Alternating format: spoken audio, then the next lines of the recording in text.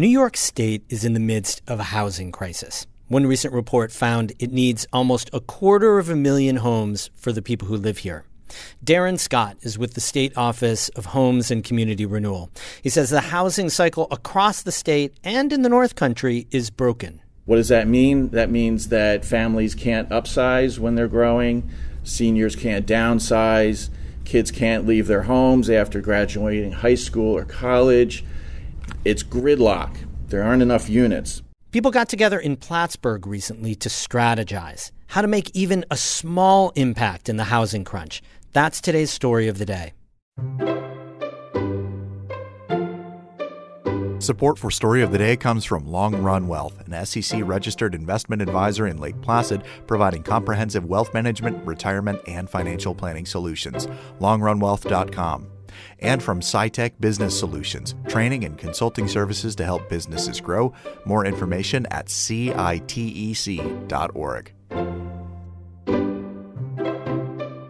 Hey, I'm David Sommerstein. It's Wednesday, June 15th. First up, climate change is bringing more extreme weather to the Adirondack North Country. A new tower in Lake Placid will collect weather and climate data and help emergency responders prepare for future storms.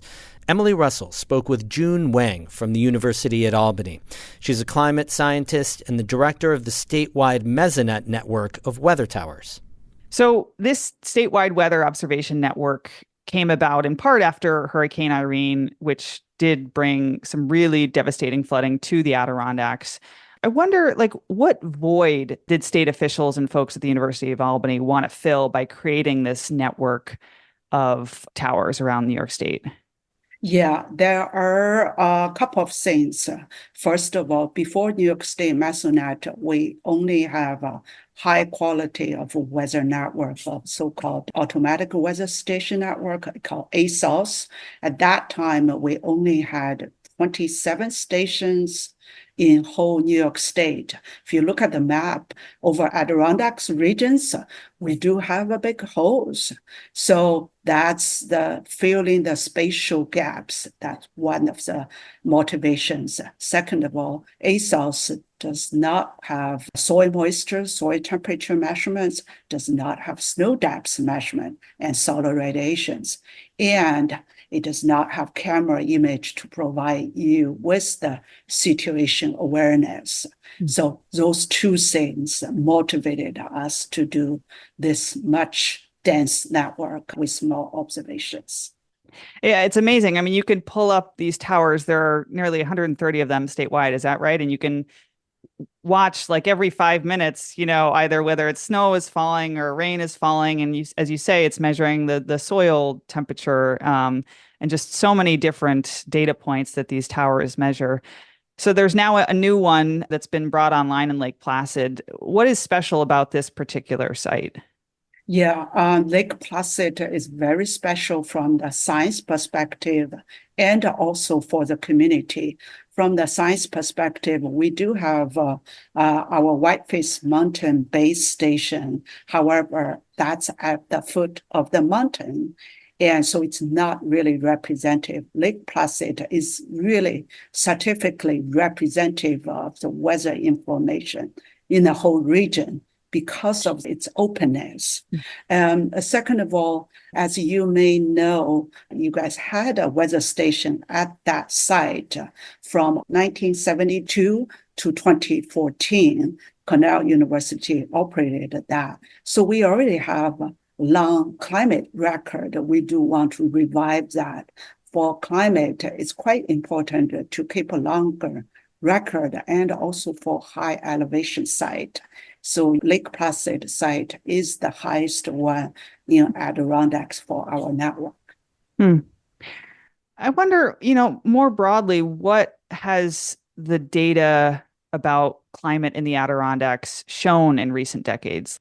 Yeah, that's something I have not looked at it in details, but in general, you should always see more of, getting warmer and getting wetter. We got the data for this station from 1995 to 2010 digitized data from Cornell University. I look at the maximum winds during those 15 years. We only got 37.8 miles per hour.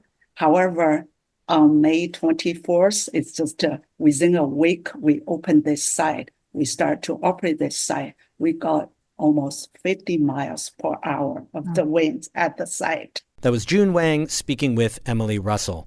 Wang is a climate scientist from the University at Albany and the director of the statewide Mesonet network of weather towers.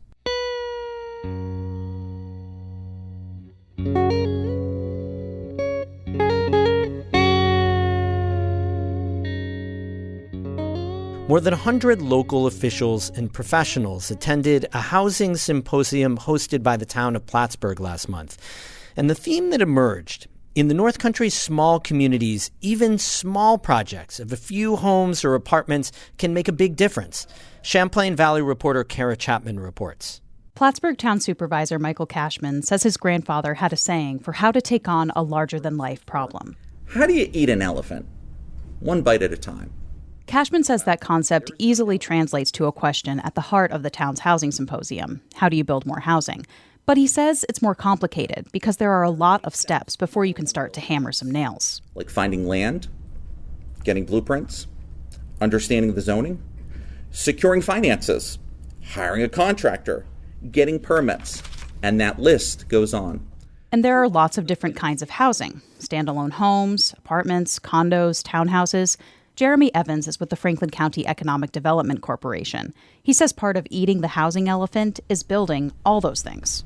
We are not going to single-family home build our way out of the housing crisis. It's got to be all in. It's got to be everything. Evans says everything includes the big projects that bring multiple units to the North Country at one time, but also smaller projects like adding an accessory dwelling unit here or converting a home to a duplex there. Evans says he wants the region to build an army of small-scale developers. He says if a lot of people take on a bunch of little projects, it can have a big impact. Well, we certainly need to find partners at the state level and find folks who can help us.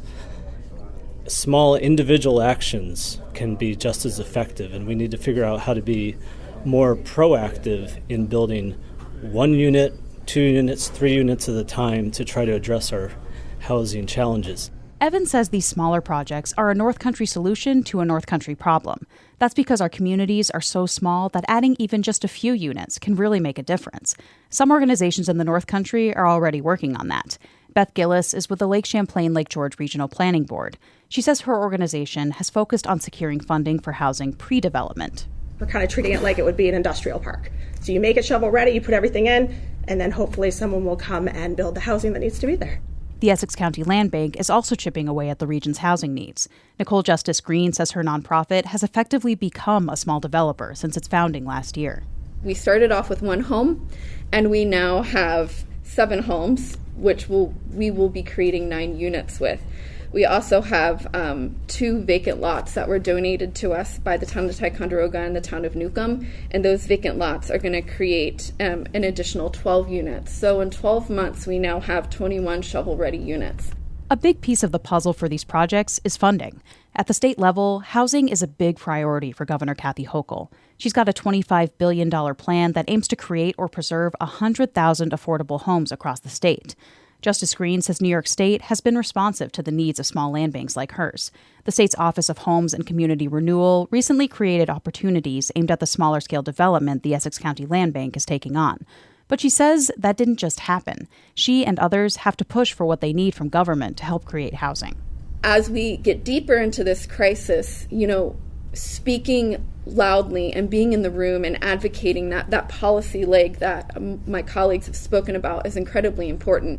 Jillian Redder with the Jefferson County Department of Social Services agrees. She says events like the symposium are important for bringing people together on things like this.